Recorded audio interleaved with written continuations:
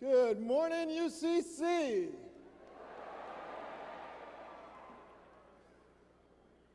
In 1959, just 2 years after the UCC was formed, the Reverend Everett Parker recognized the impact of the media on our lives, the need for the church to engage this sector of our society so that all the people might have access, both on the airwaves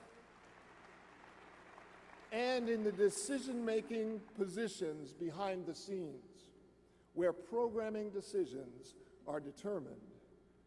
The Office of Communication of the United Church of Christ, Inc., or OC Inc., was born. And for almost 50 years, we, the UCC, have been in the forefront of the struggle for media justice in our society.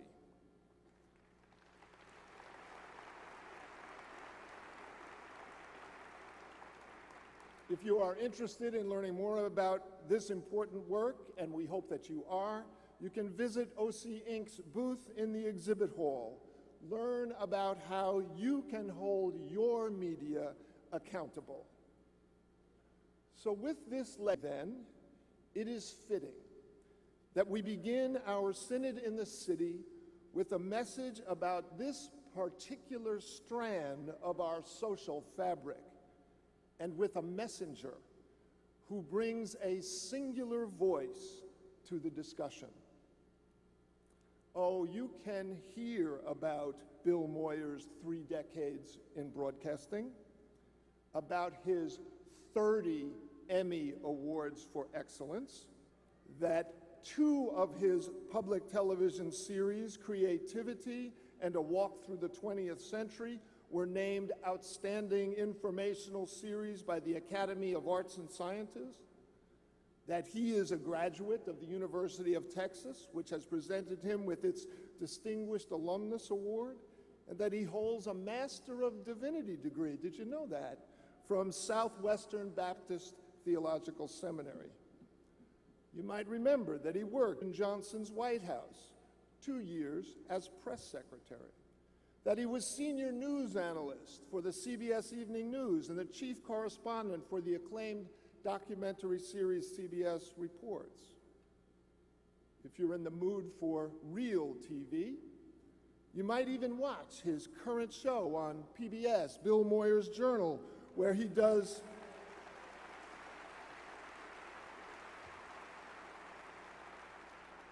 I see we have several fans of real TV, where he does consistently what we love to talk about, speaking truth to power.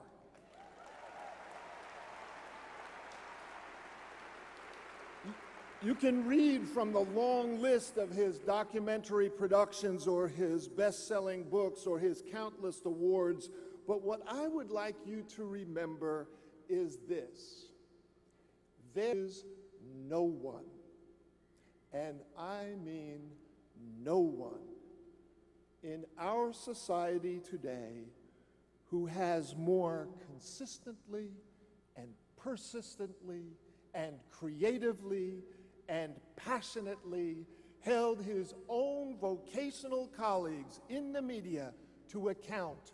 No one more so than this man. It is my distinct honor and privilege to introduce our opening keynote speaker, the Reverend Bill Moyers.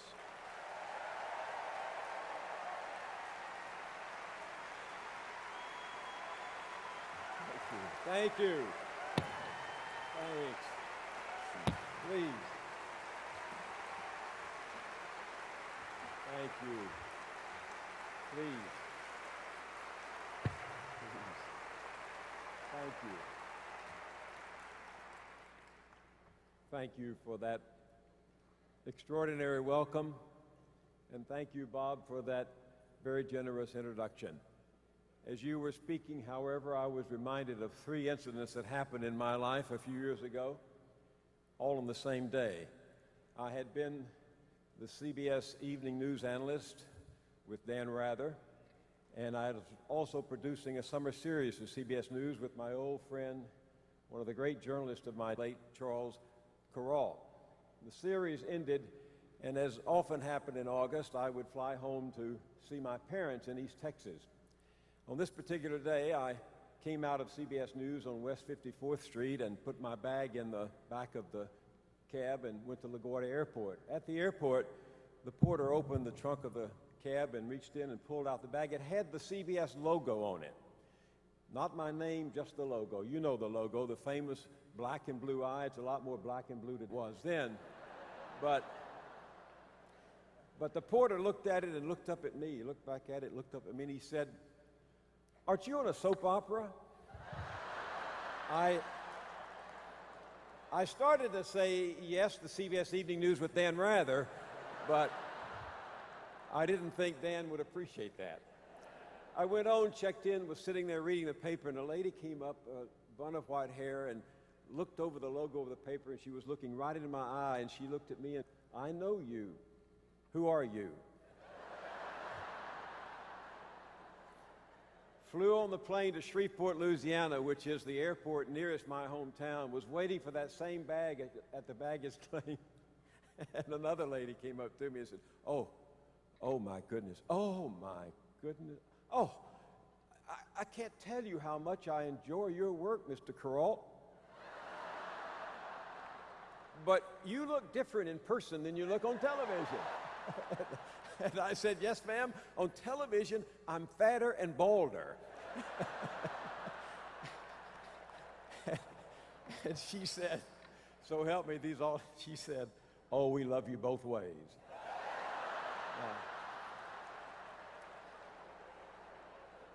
The moral is so much for notoriety.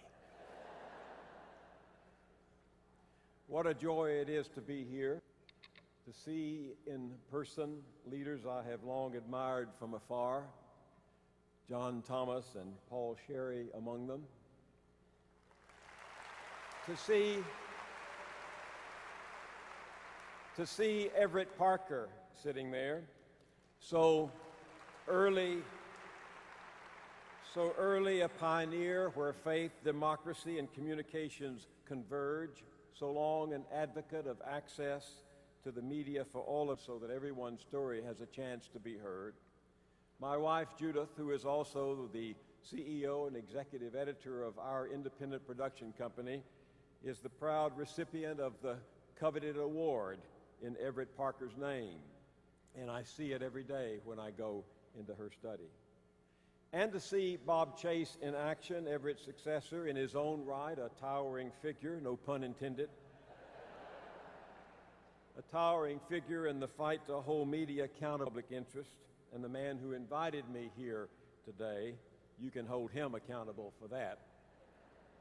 Thank you for including me in this Journal Synod, for inviting me to participate with you in this remarkable celebration of witness, and for the fellowship my family and I have shared with you through the years.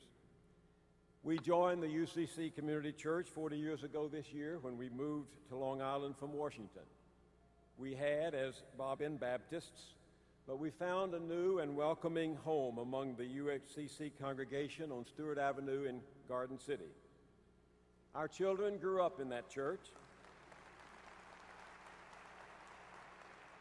The friendships we made there nurtured our lives. We sang together, prayed together, mourned together, partied together, downed steaming cups of coffee at Sunday morning forums together, and through weddings and funerals and confirmations and ordinations came to a deeper experience of grace and a greater understanding of what it means to be brothers and sisters in the faith.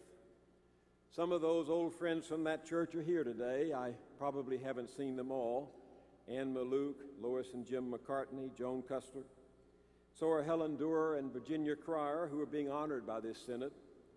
Whitney Brown and Dean Alberg are here. They were just children then, and both are now UCC ministers. I think Jim Edelman is here. Jim was the young assistant minister back then and is the senior pastor now, and lovingly leading the congregation to a new level of hospitality and inclusion. Ralph and Beverly Allberg are here. I spent the night with them last night. Ralph was our pastor during our time there. Sunday after Sunday, we arrived in need of a word from the Lord, and Ralph never failed to deliver it. I have sat at the feet of some powerful preachers in my life: Carlisle Marney, James Stewart, J.P. Adams, James Forbes. But Ralph Allberg is unique in his gift for meeting the needs of the heart with language of the day and wisdom of the ages. A collection of his sermons occupies a strategic place in my study. It is heavily underlined and worn with use, for I've gone to it often for inspiration and insight at hard turns in my own pilgrimage. I must also confess that it's been the answer to a professional plagiarist's desperate prayers.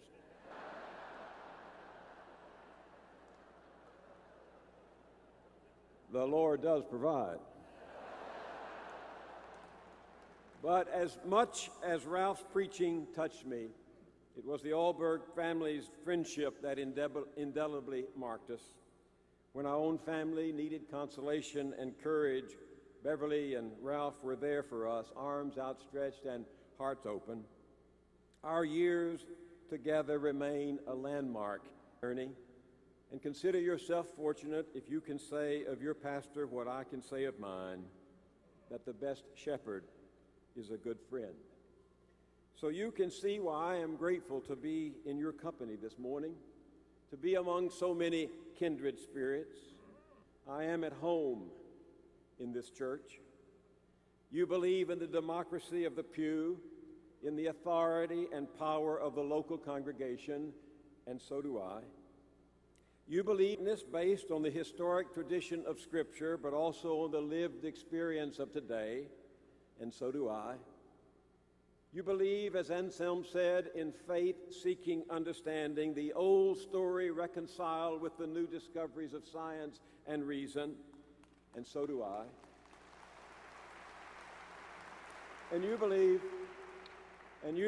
in the power and promise of democracy, and so do I. I thank God for your witness and for the storied heritage of this church. This united church has a lineage that has influenced the American experiment far beyond its numbers and its treasures. You have raised a prophetic voice against the militarism, the materialism, and the racism that chokes America's arteries. You have placed yourself in the thick of the fight for social justice. You have aligned yourself on the side of liberty, equality, and compassion. A church of prominent firsts: the first to ordain an African American, the first to ordain a woman, the first to ordain an openly gay person, and the first to have a Baptist deliver your keynote address.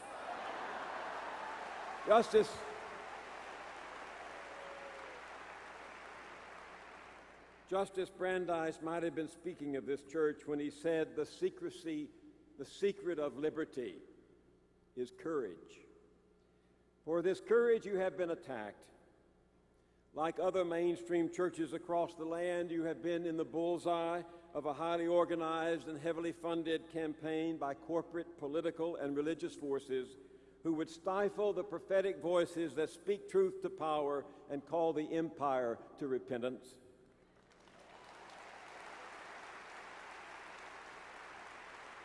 Fifty years ago, when this UCC fellowship was forged, mainline churches were part of the progressive awakening that put the force of law behind civil rights and spread opportunity and wealth further than ever before in our history. Think about it. Half a century ago, America seemed on the verge of at last getting it right. Fewer than 150 years had passed since our Declaration of Independence had let loose in the world the radical notion of equality in the sight of God and under the rule of law. 11 signers of that declaration were members of UCC predecessor churches. Those words can still cause the heart to race.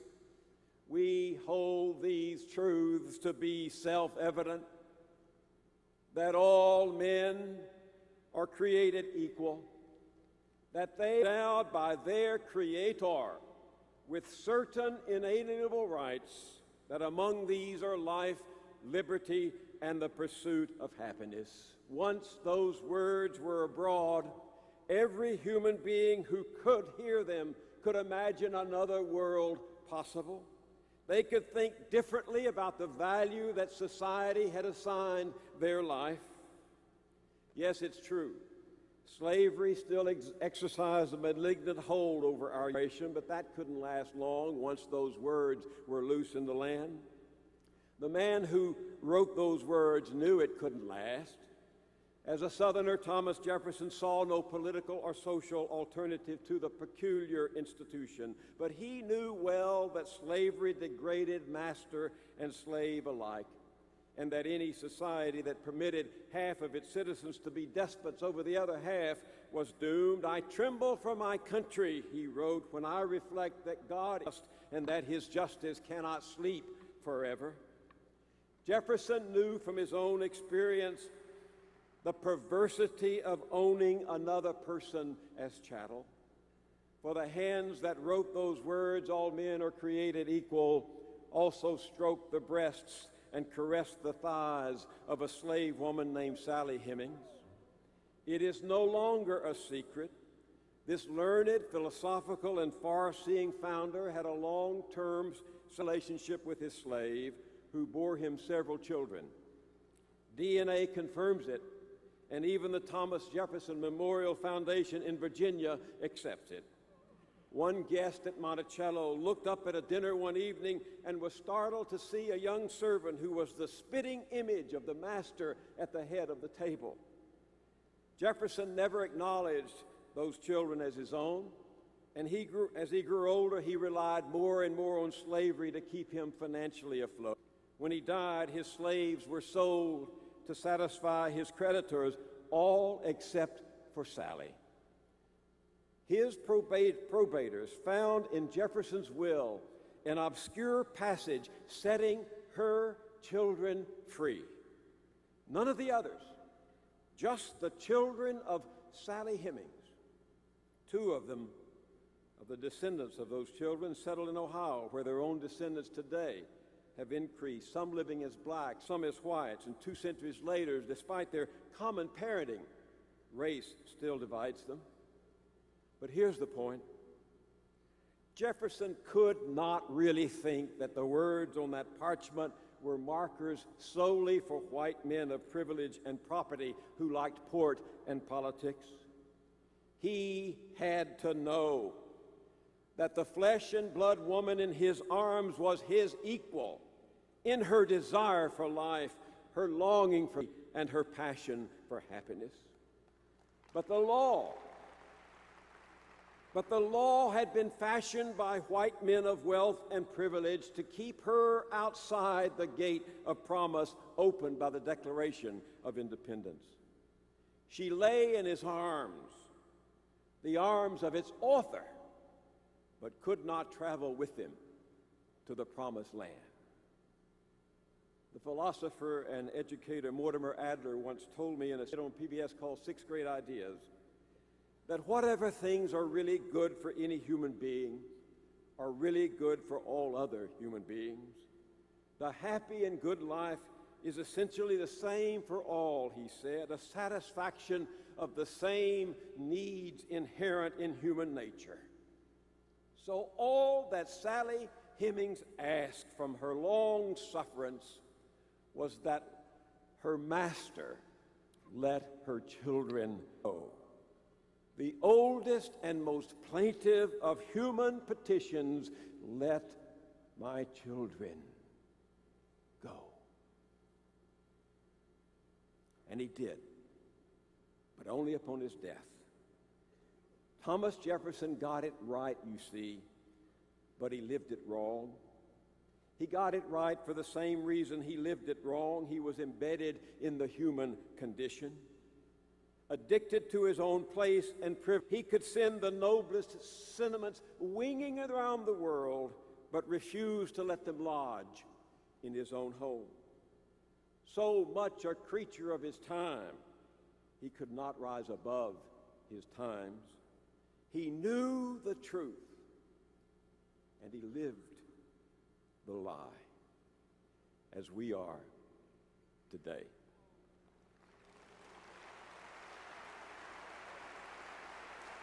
It is the oldest war of all, the war of the self. Saul of Tarsus understood this when he wrote, "I do not what I want to do, and what I detest I do." Emily Dickinson understood it too. "I felt a cleaving in my mind as if my brain had split. I tried to match it seam by seam, but could not make it fit." So the authors of our freedom produced a Constitution that tolerated slavery and the cruel dispossession of native peoples who had been here all along. And we've been wrestling with the contradiction in our nation's soul ever since, the conflict between power and justice. Recall with me Job's incredible argument with God that has come down through us through the ages is one of the most wrenching of protests against the wicked prosper and the innocent suffer. Drawn from the facts on the ground, as any journalist should do, from the life he sees all around him, Job's outcry defines evil and innocence as socially ordained arrangements of power. Listen, where are the days of judgment? The times when the wicked are tried.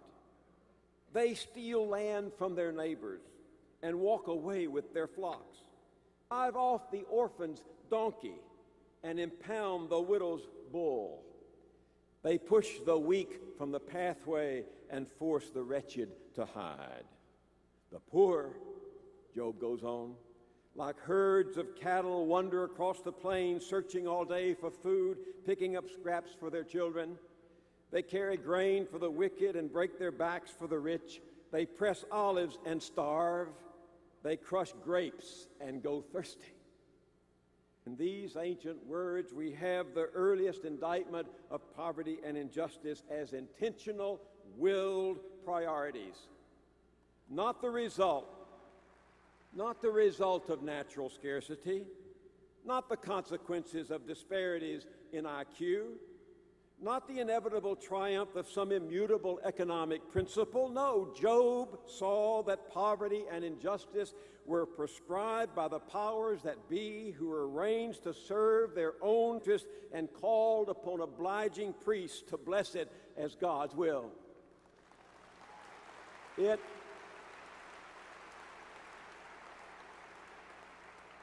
has been a long struggle to put the world right. And you and I are the heirs of spiritual forebears who joined that struggle, who proved over and again that courage is the secret of liberty. My friends and fellow congregants, in the prologue, now comes the argument. On this Saturday morning, June 23rd, 2007, in the opening ceremony of this church's 50th anniversary, I've come to say that America's revolutionary heritage and America's revolutionary spirit, life, liberty, and the pursuit of justice through government of, by, and for the people is under siege. And if churches of conscience don't take the lead in their rescue and their revival, we can lose our democracy.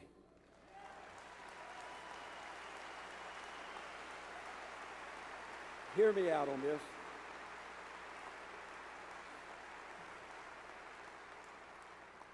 Hear me out on this. It may take a little longer than I intended. I am a Baptist, or was after all.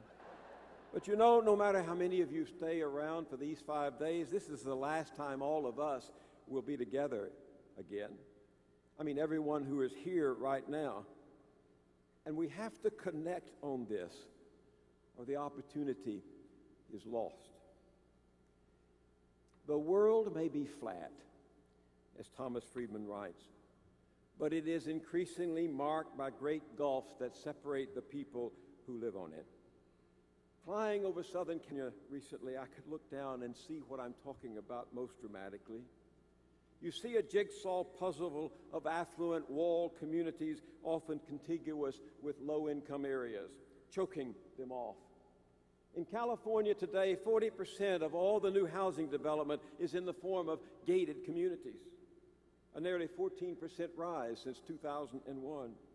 In some cases, developers make deals with government, literally to confiscate formerly public resources as parkland, lakes, beachfront access, and use it exclusively for gated homeowners. You see this flying over the capital of Buenos Aires, the capital of Argentina. After the financial meltdown in 1999, there has been an economic recovery, but the main evidence of it is hundreds of new gated communities, barrios cerrados, springing up outside the city with walls topped by razor wire and watchtowers, by guards with walkie-talkies. The wealthiest ones are actually called countries, requiring ID and authorization to cross their borders. And one resident said, "You can't see the poor here. That's part of the appeal." But the realities on the ground don't disappear. Here's one. Under a headline stretching 6 columns across the page, the New York Times reported tuition in the city's elite private schools, kindergarten as well as high school, would hit $26,000 for this coming school year. On the same page, under a 2-column headline, the Times reported on a school in nearby Mount Vernon, just across the city line from the Bronx, with a student body that is 97% black. It is the poorest school in the town. 9 out of 10 children qualify for free lunches. 1 out of 10 lives in a homeless shelter. During Black History in February, a 6th grader who wanted to write a report on Langston Hughes could not find a single book about Hughes in the library, nothing about the man or his poems. There's only one book in the library on Frederick Douglass, none on Rosa Parks, Josephine Baker, Leontine Price, or other pathbreakers like them in our modern era. Except for a few Newbery Award books bought by the librarian with her own money, the books are largely from the 1950s and the 1960s. All the students were white. A child's primer on work in the library begins with a youngster learning how to be a telegraph delivery boy. And all the jobs described in the book, the dry cleaner, the delivery man, the cleaning lady, are white. There's a 1967 book about telephones in the library with the instruction, when you phone, you usually dial the number, but on new phones, you can push buttons. The newest encyclopedia in the library dates from 1991 with 2 volumes, B and R, missing. And there is no card catalog in the library, no index cards, and no computer. Reality on the ground. Here's another. Carolyn Payne's face and gums are distorted because her Medicaid-financed dentures don't fit. Her appearance has caused her to be continuously turned down for jobs. Carolyn's one of the people in David Shipler's marvelous book, The Working Poor, Invisible in America. She was born poor. Although she once owned her own home and earned a 2-year college degree, Carolyn Payne has bounced from one poverty-wage job to another all her life, equipped with the will to move up, but lacking the resources to deal with such unexpected and overlapping problems as a mentally handicapped daughter, a broken marriage, a sudden layoff that forced her to sell her few assets, pull up her roots, and move on. In the house of the poor, David Shipler writes, the walls are thin and fragile, and troubles seep into one another. We could ask Carol Ann Reyes about reality if we could find her. She's 63, lives in Los Angeles, suffers from dementia, and is homeless. Somehow she made her way to a hospital with serious, untreated ailments. The newspaper story that I read about her wasn't certain what happened to her there, except that the hospital, which is part of this HMO in the country, called a cab and sent her back to Skid Row. True, they phoned workers at a rescue shelter to let them know she was coming, but some hours later, a surveillance camera picked her up wandering around the streets in a hospital gown and slippers, dumped in America. Dying alone in America. It's been exactly a dozen years this summer since Chicago experienced that devastating heat wave between July 14th and July 20th in 1995. Hundreds of people died, mostly poor and elderly, died of heart stroke, heat stroke, died of dehydration, died of kidney failure, died alone, behind locked doors and sealed windows, out of contact with friends, family, and neighborhood, unassisted by public agencies or community groups. So many died. A local meter volunteered his fleet of refrigerated trucks to handle the overflow of corpses. A young journalist I know named Eric Kleinenberg wrote a book about that summer called the book Heat Wave. It's worth your time even now. Because like Hurricane Katrina 9 years later, the heat that summer had the appearance of an act of God, and the official story tried to keep up the appearances. City officials actually blamed the dead for not being prepared. But as you read in Kleinenberg's book, these fatal conditions actually reflected the hard reality of the city's social environment, a large population of isolated elderly living in underserviced, crime-ridden neighborhoods with weakened social ties due to suburban flight, and without those commercial or community activities that make them able to go out and feel safe. In the medical autopsy reports that established the official record for the disaster, Kleinenberg wrote, quote, "None of these common urban conditions show up as causes of death, but these extremes create the kind of slow motion emergency that can be fatally accelerated by a sudden event that becomes the tipping point. Until then, the poor and the lonely are invisible. The mayor of Chicago didn't seem embarrassed by what happened. Even quipped that, well, of course, Chicago is a city of extremes. Walled off. You know, nothing seems to embarrass the political class today.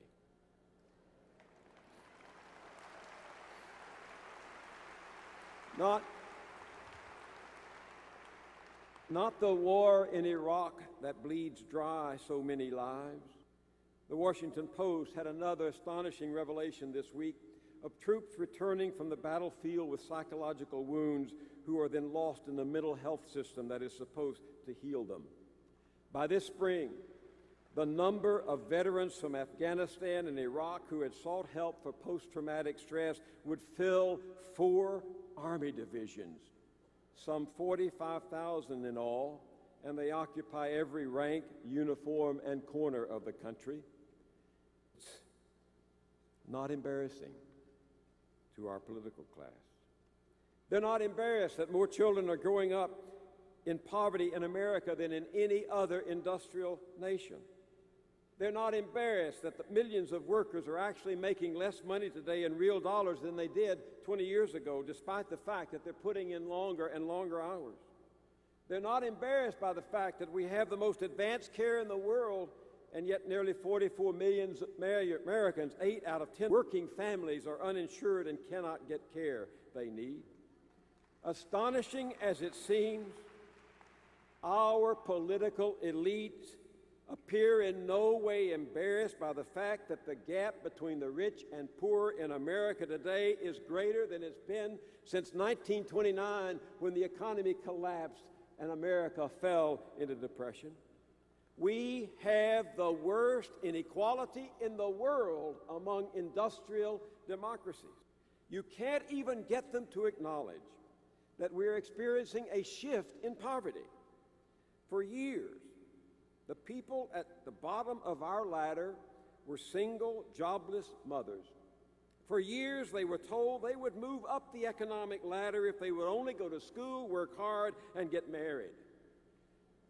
But now poverty is showing up where we didn't expect it. Among families that include two parents, a worker, and a head of the household with more than a high education, these are the newly poor.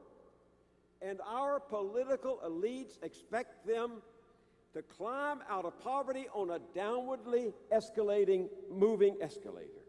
I have to confess to you here, it's a mystery to me. Jesus said, "Let the little children come to me and do not hinder them, for the kingdom of God belongs to such as these." And then you have to wonder how this declared Christian nation leaves so many children to suffer. According to UNICEF's report card for 2007, our country ranks near the bottom in child well-being in the developed world, far beyond even former communist countries like Poland and the Czech Republic. We are dead last among 21 countries in measures of health and safety for children, and close to bottom even in material well-being despite vastly greater wealth per capita. What's going on?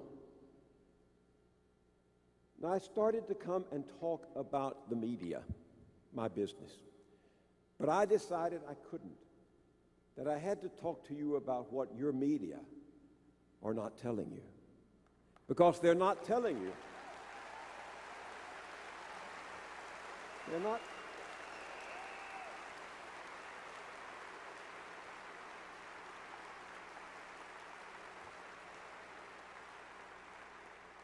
They're not telling you what's going on. For years now, our political and economic system has been fixed to favor people at the top. A small fraction of American households have been garnering a huge concentration of wealth and income, while large corporations and financial institutions have obtained more and more over who wins and who loses. Now, I'm going to quote some statistics, and I know the eyes glaze over when statistics are mentioned, but a great mentor of mine at the University of Texas once told me when I was in school there many years ago that it's the mark of a deeply educated person to be deeply moved by statistics. So I want to see if you're moved by these statistics. In 1960, the gap in terms of wealth between the top 20% and the bottom 20% was 30-fold. Now it's 75-fold. Since 1979, the share of pre-tax income going to the top 1% of America households has risen by 7 percentage points. At the same time, the share of income going to the bottom 80% has fallen by 7%. People, as I said, are working harder, productive and growing. You're doing a harder job, working harder. But wages have been stagnating. Even the bargaining power of the once privileged white college graduates has declined significantly in the last 30 years, along with those of male high school graduates. This left 80% of all income gains over these 30 years in the hands of that 1%. It's like inviting 100 people over for some pie. I'm glad Beverly Allberg didn't last night, but it's like inviting 100 people over for some pie, cutting the pie into 5 slices, giving 4 of the slices to just one person, and leaving 1 slice for the remaining 99. You don't be surprised if they fight over it, which is exactly what's happening when people look at their wages and then their taxes and end up hating the government for everything it does.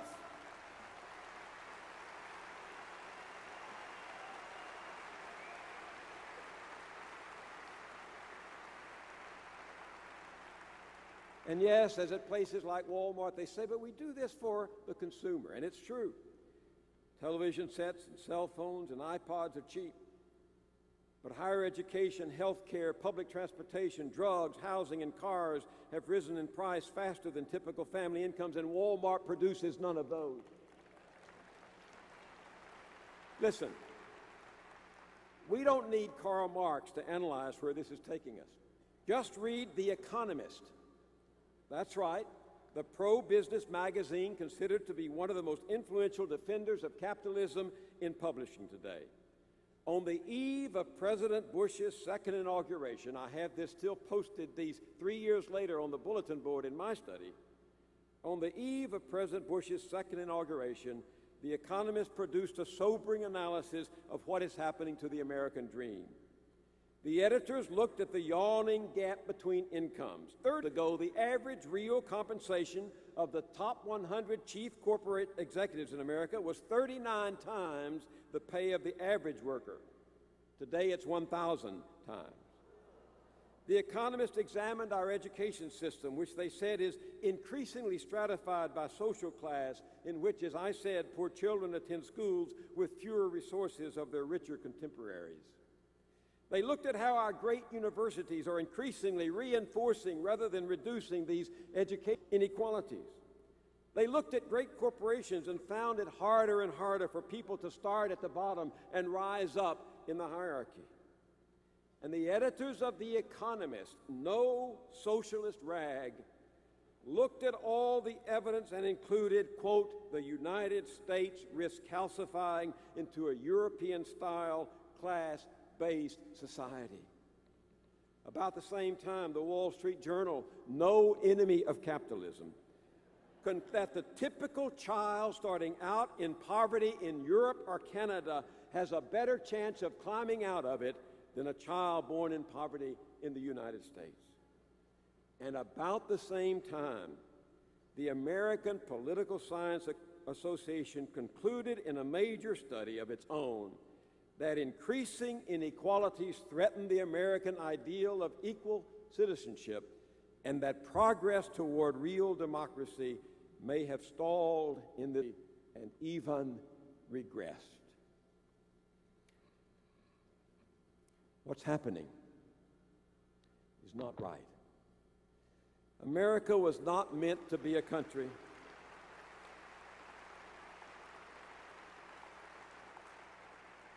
America was not meant to be a country where the winner takes all. Through a system of checks and balances, we were going to maintain a healthy equilibrium.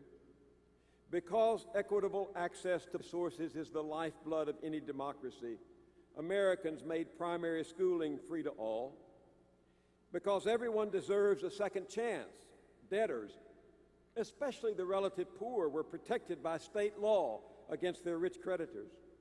Charters to establish corporations were open to most, if not all, whitecomers at the time, rather than held for the elite.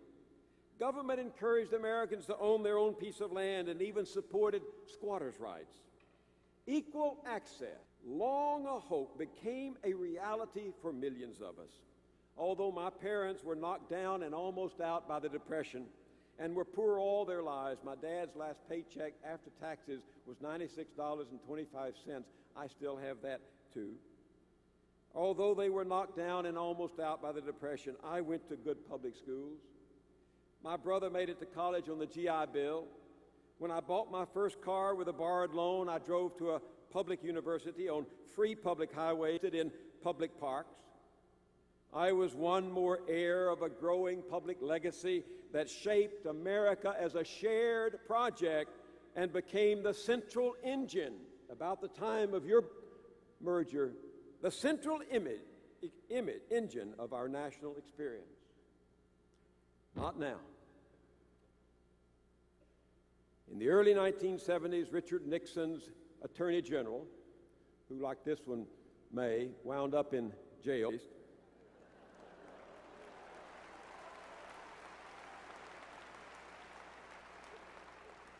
In the early 1970s, Richard Nixon's Attorney General John Mitchell said, "This country is going so far to the right, you won't recognize it." And 30 years ago, a class war was declared from the top down against the idea and ideal of equality.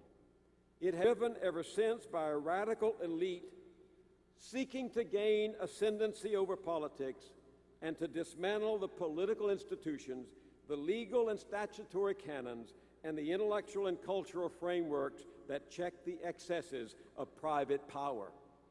From land, water, and other natural resources, to the media and the broadcast and digital spectrums, to scientific discovery and medical breakthrough, a broad range of America's public resources is undergoing a powerful shift toward elite control, contributing substantially to those economic pressures on ordinary Americans that deeply affect household stability, family dynamics, social mobility, political participation, and civic life.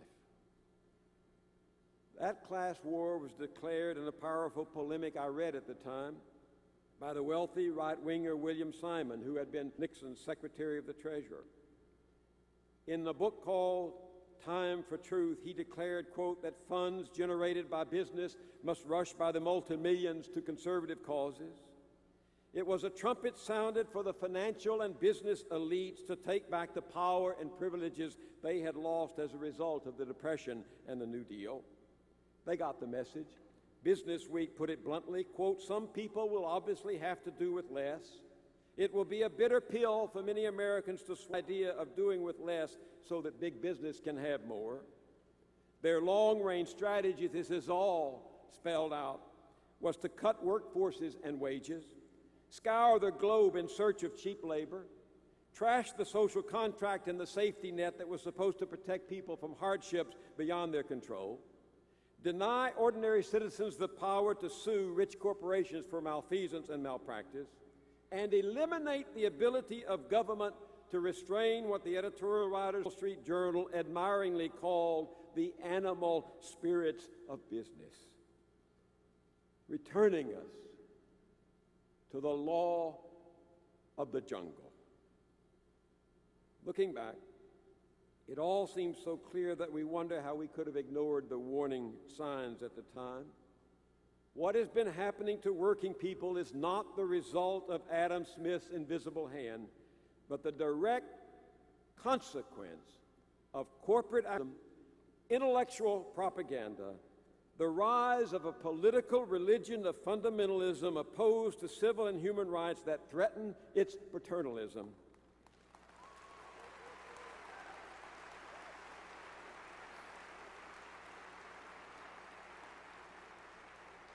And a string of political decisions favoring the interests of wealthy elites who bought the political system right out from under us. It's been a ruthless war. You can still go online and read those the emails and transcripts of those Enron traders in the energy crisis some years ago, discussing how they were manipulating the California power market and gloating over ripping off, quote, those poor grandmothers.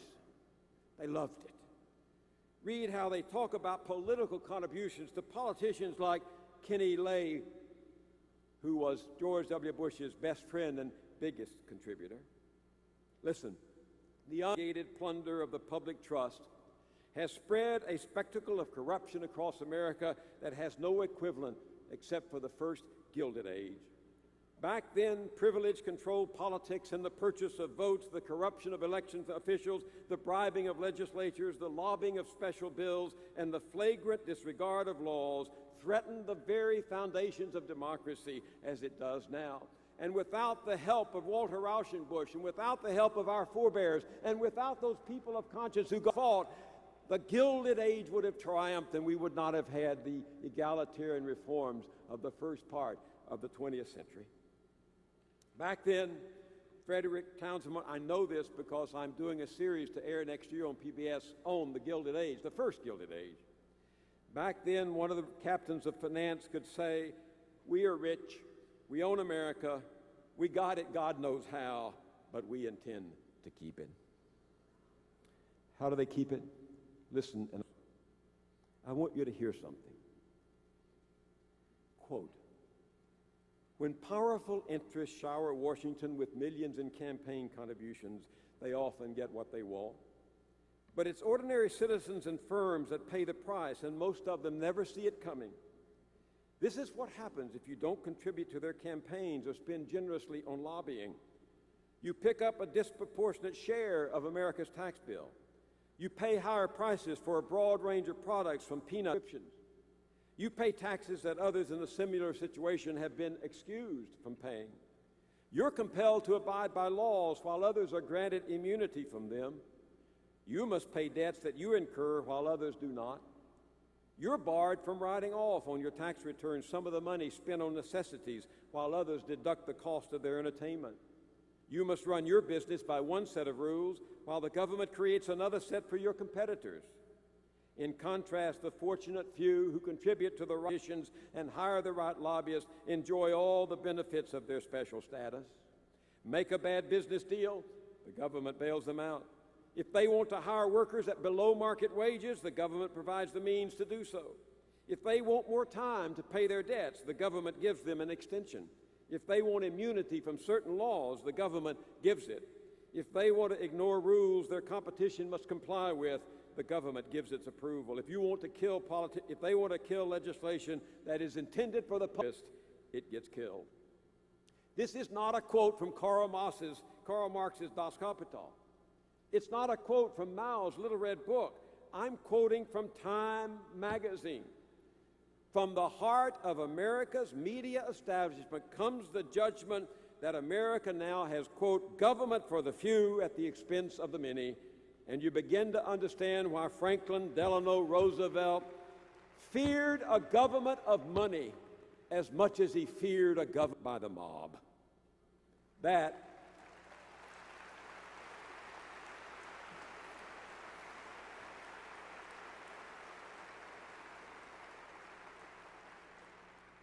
That's the argument. Now for the altar call. You can take the boy out of the Baptist, but you can't take the Baptist out of the boy. One morning, Judith and I arrived early at New York's Riverside Church, where we attend. In the quietness of the hour, I picked up a Bible from the pew and opened it randomly to the Gospel of Matthew, where the story of Jesus of Nazareth unfolds chapter by chapter.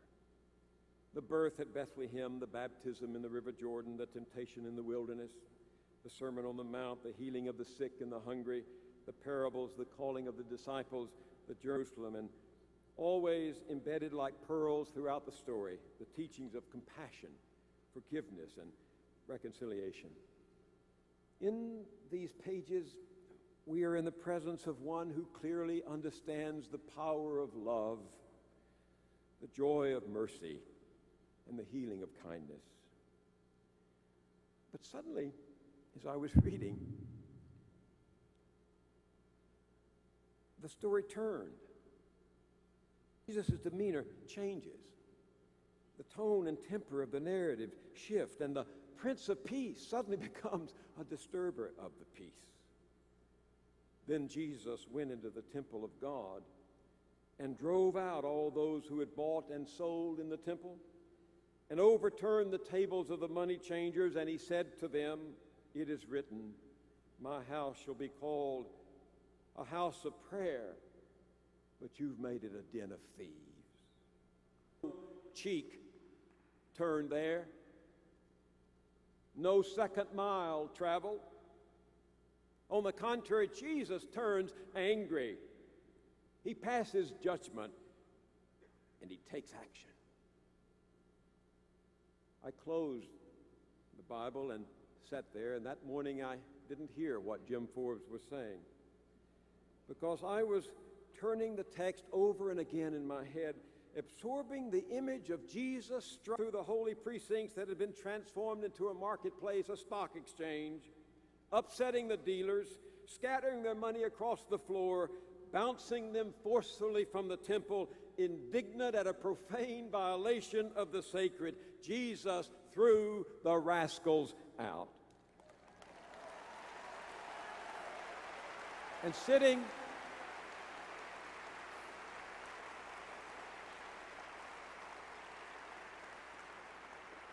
In the pew that morning, I thought of what I've been saying to you today, how in the past generation, as the number of poor increased, wages fell, health and housing costs exploded, and wealth and media became more and more concentrated. Prophetic religion lost its voice, and the religious right drowned out everyone else, and they hijacked Jesus. The very Jesus who stood in his hometown and proclaimed, "The Lord has anointed me to preach the good news to the poor." The very Jesus, 5,000 hungry people that all, and not just the people in the box seats, would be fed. The very Jesus who challenged the religious orthodoxy of the day by feeding the hungry on the Sabbath, who offered kindness to the prostitute and hospitality to the outcast, who said the kingdom of heaven belongs to little children, who raised the status of women and treated even the hated tax collector like a citizen of the kingdom. The indignant Jesus who drove the money from the temple has been hijacked and turned from a friend of the dispossessed into a guardian of privilege, a militarist, a hedonist, a lobbyist, sent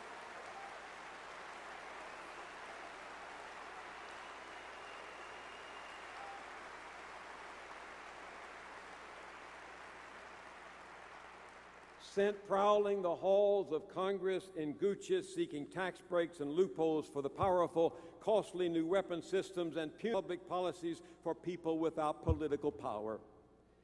Yet it was this very Jesus, the Jesus aroused by indignation when the sacred was profane. It was this Jesus who inspired a Methodist ship caulker named Edward Rogers to crusade across New England for an 8-hour day, who called Francis Williams to rise up against the sweatshop, who sent Dorothy Day to march alongside auto workers in Michigan, workers in New York, and marble cutters in Vermont, who roused E.B. McKinney and Owen Whitfield to stand against the Mississippi oligarchy that held sharecroppers in servitude, who summoned a young priest named John Ryan 10 years before the New Deal to champion child labor laws, unemployment insurance, a minimum wage, and decent housing for the poor, and summoned Martin Luther King to Memphis to march with the sanitation workers, the garbage workers, in their for justice. My friends, they say your church is dying. 1.2 million against the Southern Baptist, 16 million and growing. They say your church is lame and limp and liberal, and they're coming after you. Read the book recently done about how the Institute for Religion and Democracy is after your local congregations. But you know, they don't take home people they're not afraid of. And it is a small, committed, determined people of conscience who can turn this country around. And if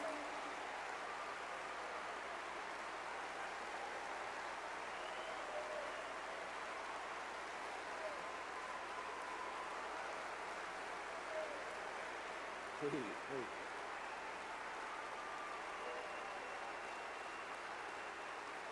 Listen.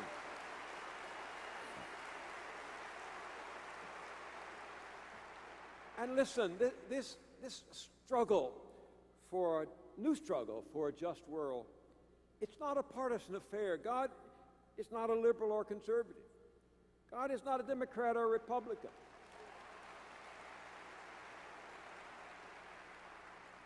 She may be a Baptist, I don't. But to see whose side God is on, just go to the record. It's the widow and the orphan, the stranger and the poor who are blessed in the eyes of God. It is kindness and mercy that proved the power of faith, and it's justice that measures the worth of the state, not empire. Kings are held accountable for how the poor fare under their reign. Presidents, too. Prophets speak to the gap for rich and poor as a reason for God's judgment. Poverty and justice are religious issues, and Jesus moves among the disinherited.